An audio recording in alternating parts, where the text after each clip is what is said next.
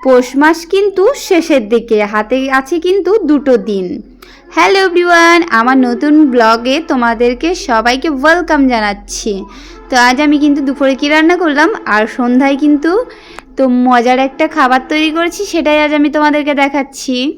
তো সারাদিনটা আজ আমার এরকমভাবেই কাটলো। তো আজ আমি দুপুরে রান্না করলাম মাছ আলুর ঝোল, তার সাথে বাঁধাকপি ভাজা। এই শীতে কিন্তু বাঁধাকপি খেতে বেশ ভালোই লাগে, ফুলকপির থেকে আমার বাঁধাকপিটা বেশ ভালোই লাগে। তো ওই তো দুদিন অন্তর বাঁধাকপির ঝাল, বাঁধাকপি ভাজা, বাঁধাকপি দিয়ে মাছের মাথা, উফ দুর্দান্ত লাগে।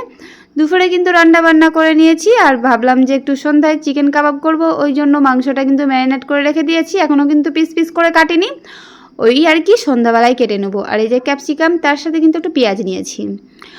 আর যেই কাঠিটা দিয়ে আর কি করে, আমাদের কিন্তু ঘরেই কিন্তু নারকেল গাছ আছে, ওই জন্য আমরা নারকেলের কাঠি দিয়ে আর কি, নারকেল গাছের যে পাতাটা হয় ওই কাঠি দিয়ে আর কি করলাম। কিছু পয়সা তো বাঁচাতে হবে, তাই না? চলো, আমরা কিন্তু বাঙালিরা কি না পারি, হিরে থেকে জিরে পুরো একদম সব পারি। আর তার সাথে জুতো থেকে চণ্ডীপাঠ, সত্যি আমাদের বাঙালিদের কিন্তু জবাব নেই।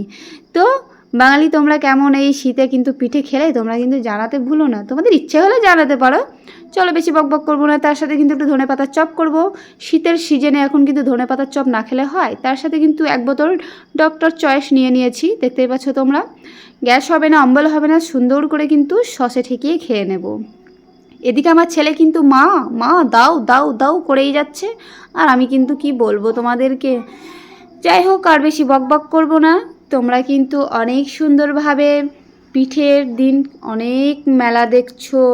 আমি কিন্তু এবছর মেলা দেখতে যেতে পারিনি, আমাদের আর পিঠেও খাওয়া হবে না বাড়িতে। এখন কিন্তু একটা পোয়াতি আর কি বাচ্চা হয়ে গেছে, বেশি আর বকবক করবো না এখন। আমাদের কি যেন কি যাই হোক কি বলে একটা, পেট আসছে মুখে আসছে না।